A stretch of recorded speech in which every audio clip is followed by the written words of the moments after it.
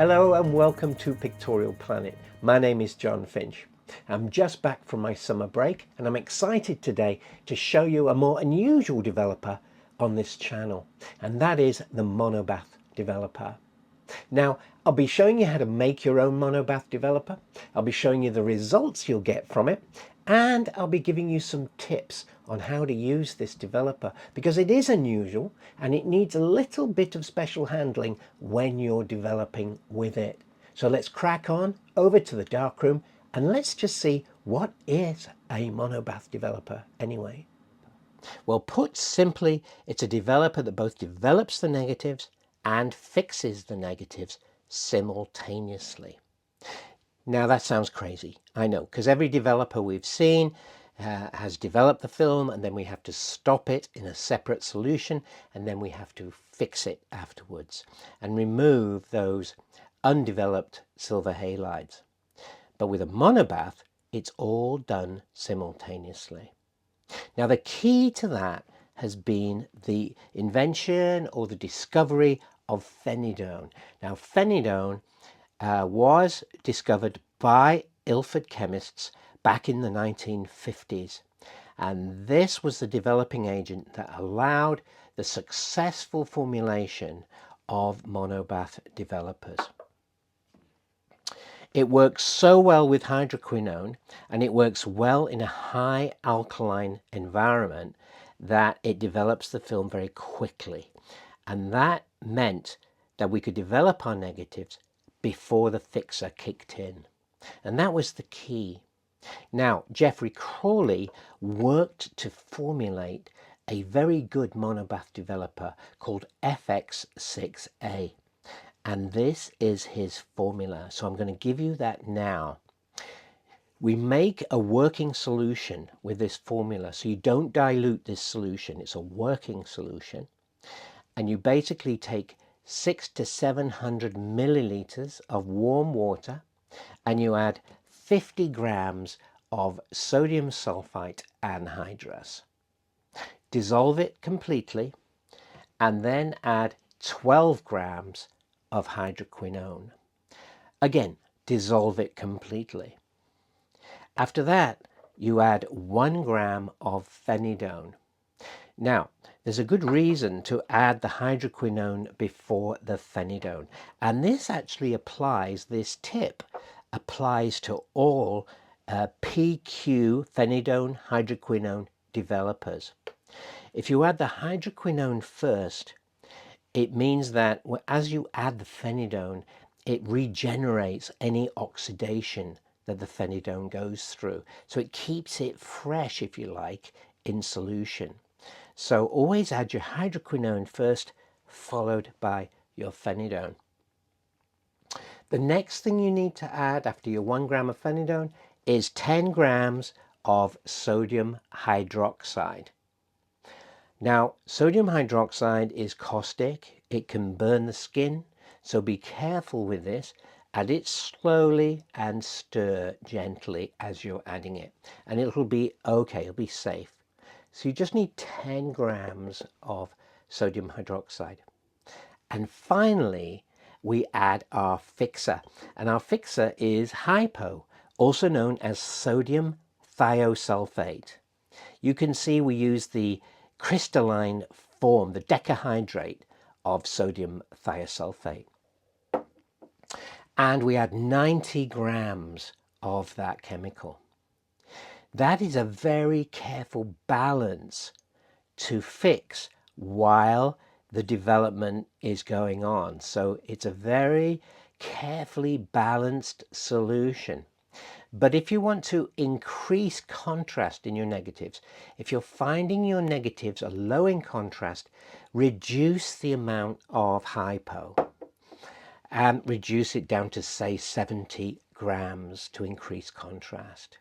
Basically what you're doing is slowing down the amount of fixing, so there's more development going on. And if you find your negatives are too contrasty, increase the amount of hypo. So go from your 90 grams up to 110 grams, and that will increase the amount of fixing going on in the formula, and therefore there'll be less development. So you can balance this developing formula dependent upon the film you're using and the amount of contrast you need. Now, granted, there's going to be some experimentation needed to do that. But if you're watching this channel, you'll understand that experimentation with these developers is very important. You need to find your own development times, and in this case, you need to find your own development solution, actually. So that's the basics then. You make that up to 1 liter and you have a working formula, a working developer solution. And it's a monobath. Now with monobaths, there's a particular trick you need to know to be successful. Let's go over and have a look at what that trick is. So I'm set up to develop my film, and you'll notice something different. I have no stop bath and no fixer.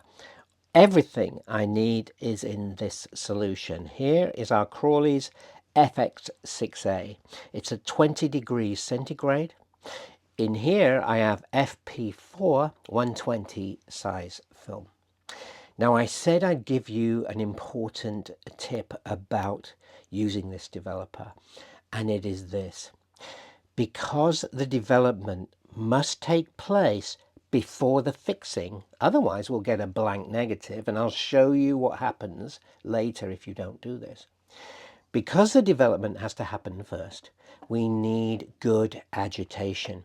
If we don't give good agitation to this film, we find it's very thin. You just don't get enough negative because the fixer has time to take away, dissolve away those silver halides in there that have not been developed. So agitation is very important. So let's have a look at how that's done. So I've got my film, I've got my developer at 20 degrees centigrade, I've got my timer, and I'm going to give 6 minutes. 6 minutes is a good time for any film, okay? Because we're developing and fixing to completion. So it's not like too long is bad. It doesn't matter. Crawley talked about 4 minutes as being a good development time for some films, up to 6 minutes. So I give every film 6 minutes, and that works very well. So got everything ready, got my timer ready. Let's begin. In goes the developer. I start the clock and I start agitating. And I'm going to agitate this film for 30 seconds.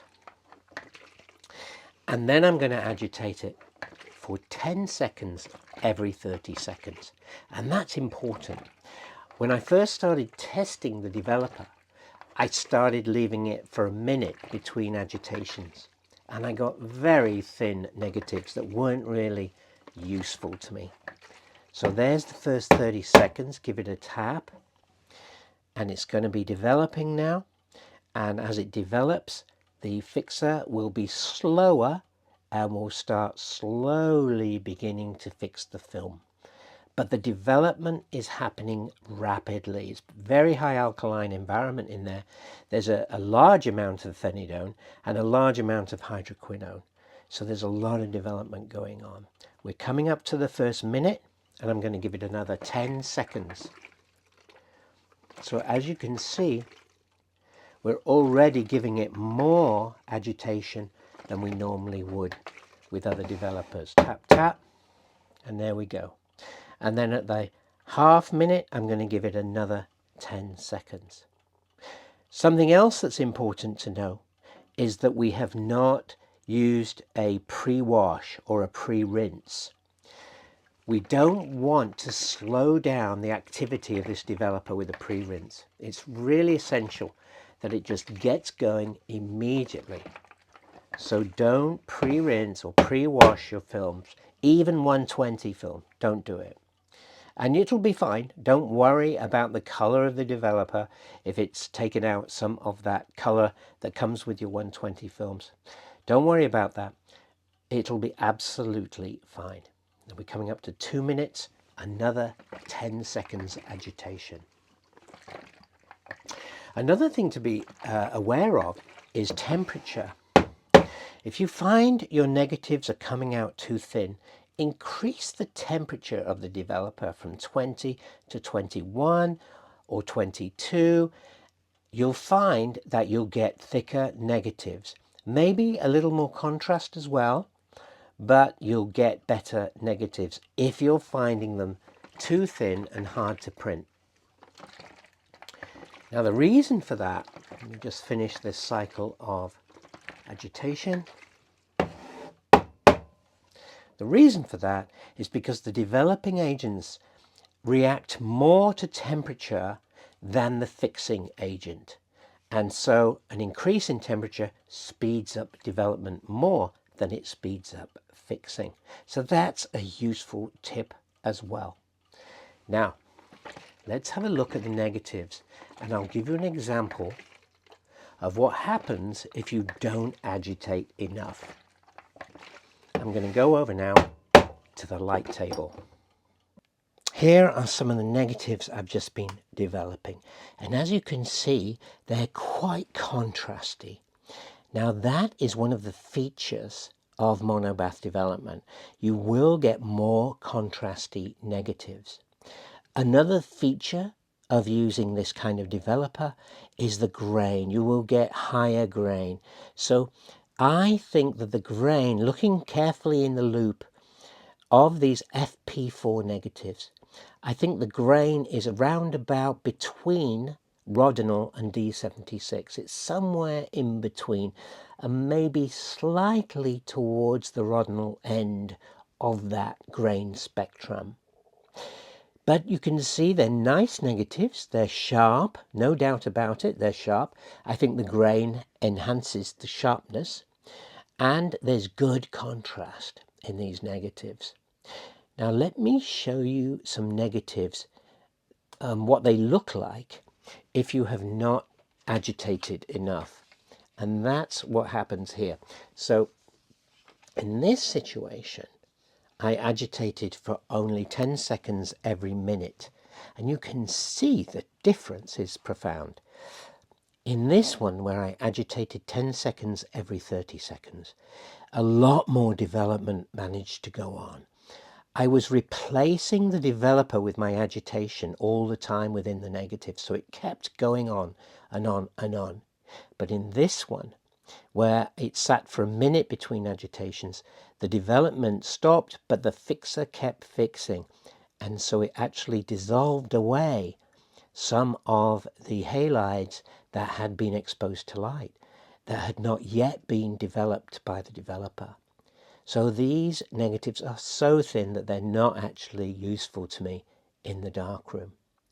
So that's why I felt it very important to share that tip with you about agitation being so important. Well, how do they print? What do they look like when they're printed? I mean, is it worth making this monobath developer at all? Or are the prints just high contrast and not very nice? Let's have a look. I'm going to print this one right here. And here is the subsequent print. I've printed this on RC paper. It's at grade 1.5, and as you can see, it's a perfectly good photograph. In fact, I quite like the nostalgic look of this photograph. There's a nice contrast. Look how the white on this box and this film canister jump out at you. They're really quite nice, and the name of the camera. It's a little bit reminiscent of Rodinal in that glow that Rodinal has, quite naturally. But it's a good picture. There's a lot of mid-tone contrast. It's very nice. It's very sharp. It's actually a quite nice negative to print, and it was not hard to print either. So that's the kind of result you're going to get from your Monobath developer. If you like this nostalgic look to your prints, then this is the way to go. At least give it a try it's worth giving it a try. Now, some of you are probably wondering what film speed you get with this developer, and it is a little slow. I basically, with FP4 that this photograph was taken with, I had to half the film speed to get any shadow detail. So it was about 64 EI. With Delta, I tested it and I got an EI of 80 with Delta, and quite sharp and more grain-free negatives. So Delta was quite good, but I wanted to show you this because it particularly shows the glow that you get from this Crawley FX6A Monobath. It's a very interesting developer, and I do encourage you to give it a try. Give it a shot, see if you like it. You can use the developer around 10 times over and over again. It's not one shot. Just keep putting it back into the bottle and reusing it up to about 10 times. And the key to knowing when it's finished is if it stops fixing completely. If it hasn't completely fixed your negatives, no problem, just put them in a regular fixer to finish the fixing off. But that's the time to remake the developer and start with fresh. That's the kind of gauge of when it's running out. I want to thank you for watching the video. Please give me a thumbs up, subscribe to my channel, become a patron if you want to support this work. I want to thank all my patrons. They bring this to you. They bring this whole channel to you. They are my encouragement to keep going. So thank you all especially. All right, well, I will see you next week with the next installation of Geoffrey Crawley's FX developers. Thanks for watching.